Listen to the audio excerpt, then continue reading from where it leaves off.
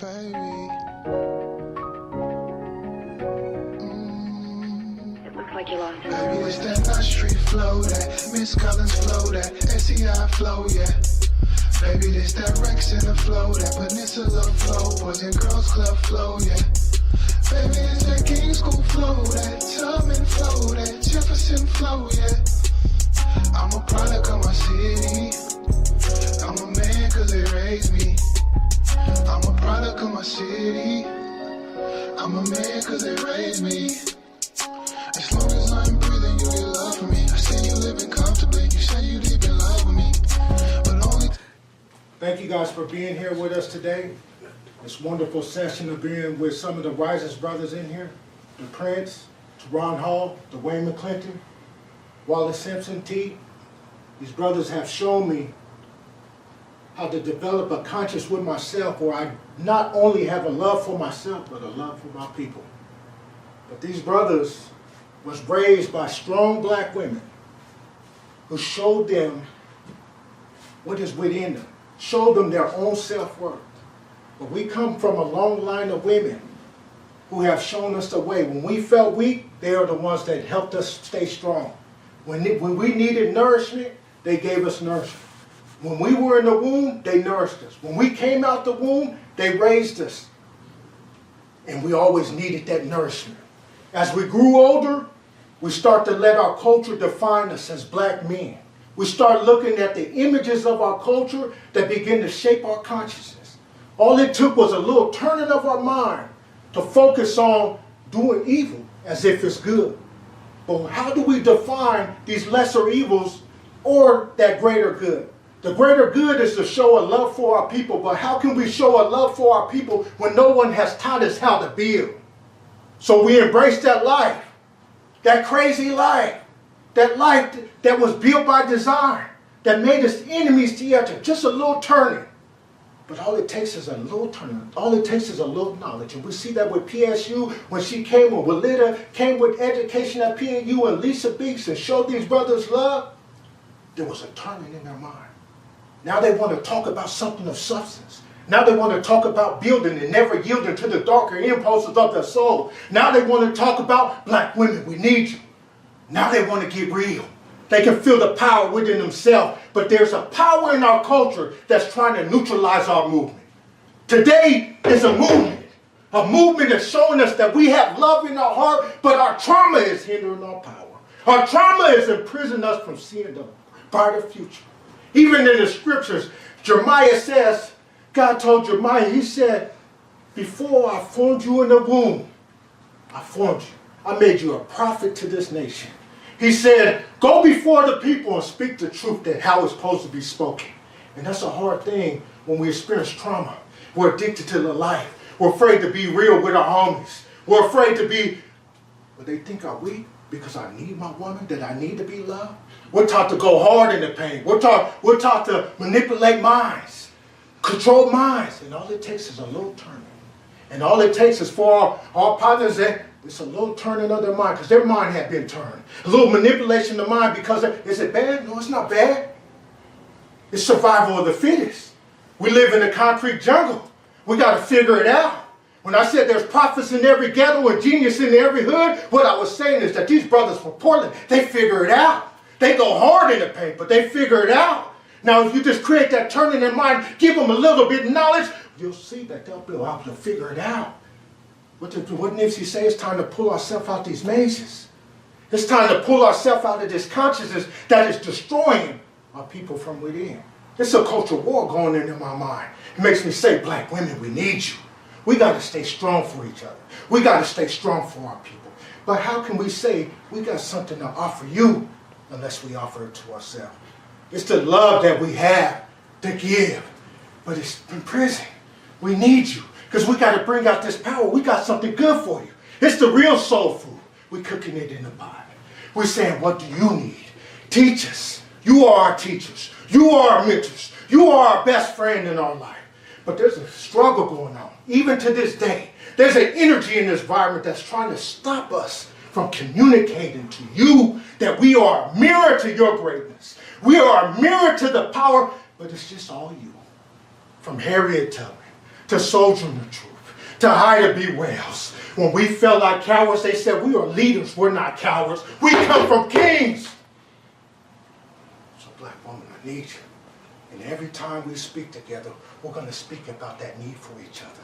So when we say, black women, I need you, we need you to say, free our kings. Teron Hall, free our kings. The Prince, Dwayne McClinton, Wallace Simpson, free our kings. These are kings. But our culture has taught us not this. So now it's time for us to teach each other. And PSU, we thank you guys for teaching us that we come from a long line of warriors, long lines of kings. There's 3 areas of leadership. One is the hero, one is the ruler, and one is the teacher. And I hope you see that in each one of these brothers, there's leaders, there's teachers, there's the warrior, there's the ruler, there's the king. We're building a state of mind, that emperor state of mind. We can feel the power that's within each other. And when we feel that power that's within each other, we conquer the evils in this culture that's trying to make us entangled in this negative consciousness. We're developing a positive consciousness within ourselves, and I thank you because we need you. You are the soul of our movement. You're the soul of every movement. We look at the Black Panther Party. We look at any movement in black history. It was the woman. You are the soul of not just black people, but you are the soul that shall save the soul of this nation.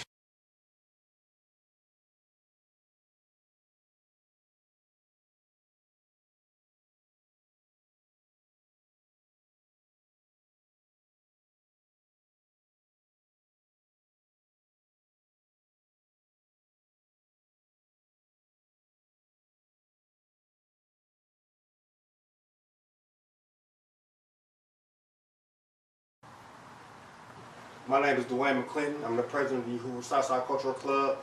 I'm sitting here today with Quentin Harris. A couple of days ago, Quentin Harris gave a phenomenal speech at a Toastmasters event that I attended, and I like to just to say like the speech like really moved me. It almost had me in tears. So after his speech was over, I mean, he like pretty like he like shut the whole event down. Everybody was loving his speech, and we just wanted to take some time to talk to Quentin Harris, man, and just get some of his thoughts, and just to have a little interview real quick. Okay, and I'm Quentin Harris, and I know you guys probably heard this speech, and Dwayne, these are positive mentors of our community that helped me, and Toastmasters has been a great event to help me pull out my shell, but more than Toastmasters has been with the countless, from correctional officers, from countless inmates, the Prince, Dwayne McClinton, Jeffrey Sanders. A lot of inmates looked past my mask I wore and saw something good in me. And over the years, man, it made me see their humanity. It made me see the love that's in their heart, and that's the love I would kind of shun from giving other people, because if I love one person, I gotta love them all. But if I shun everybody, now I can deal with the problems of doing time that had an effect on my soul. Because I think prison has either a positive or negative effect, but we can kind of, does that kind of make sense? Okay, yeah. So I want to know what actually made you want to take Toastmasters? Leadership, and I heard brothers talk about community building. I heard brothers talk about restorative justice. I heard classes that I took with you, business classes, and there's countless people, like I said, man, really was being leaders in this place. I went to an event called the Leadership Summit. I heard Stephanie Lane speak. I heard countless people get up on the stage, and they had this courage that I didn't think I could ever. I was terrified seeing them speak. But as I see leaders that are saying, man, we do this out of love, man. We're not going to let nothing more divide us. I saw that as a great sign to step up, and I fear stepping up, but you know, brothers would say, hey man, you know, you got this, step up. And I said, no. But then I said, all right, let's see what we can do. Yeah. And that's a beautiful thing. So the other night when you was up there talking, and like I said, it's you have that in you. You probably don't see it in yourself, but for everybody who was in that room, we felt the power that you had, and that's why we wanted to make sure that we record that speech. Thank you. So it not only did you impact me, Right. but like the Prince Hale said, like you will impact thousands of more people just with your speech. Yeah. And we think that's, man, you incredible, man. We just want you to know that. What kind of projects have you been working on yourself? Well, the projects I've been really working on is kind of eternal work. And the reason why I say eternal work because I read a lot of books. And 7 Habits of Effective People says you get private victory and then public victory.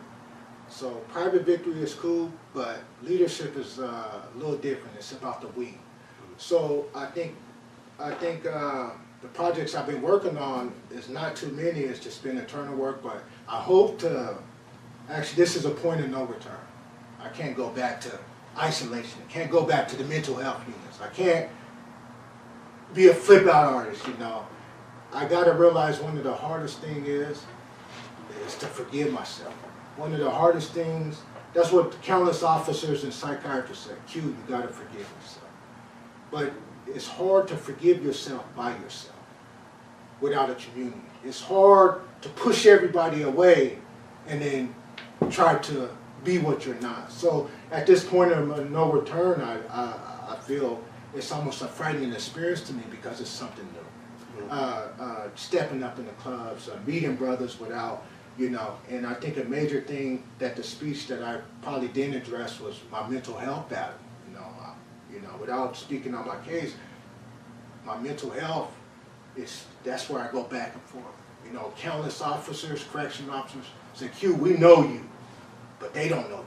And there's a side of you I don't want them to see. So, but the key thing is you guys, the love you guys have to give is transformational, and I think that's what's important about, we talk about restorative justice, we talk about criminal justice reform, but transformational justice is a totally different element.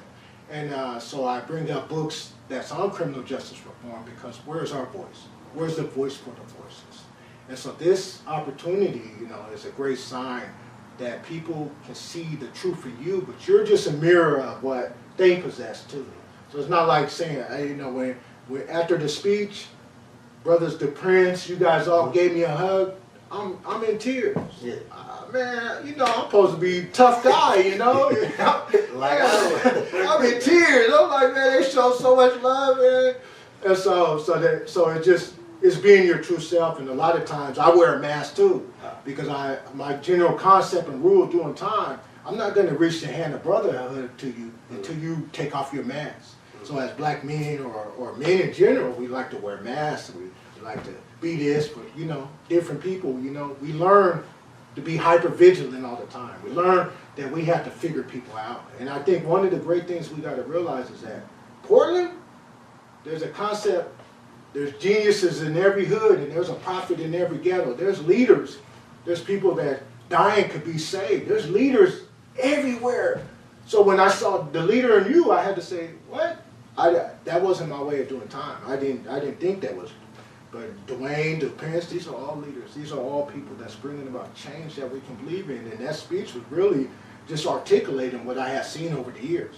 And like brothers say, I'm kind of isolated in my shell. I don't know, you know, maybe it's fear. And I hate to talk about fear, but yeah, I fear my own people, you know, so that's trauma. You know, and so we're dealing with a lot of stuff there. Okay, I got one more quick question.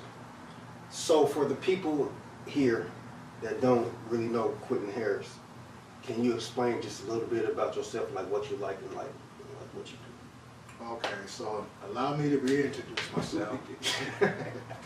My name is Quentin Harris, yeah, and I like to build, man. I like to be my true self. I like to read. I like to write. I like to express myself. I sometimes even like to see not just what is good about myself, but what is dark, what is heavy, what is scary, you know.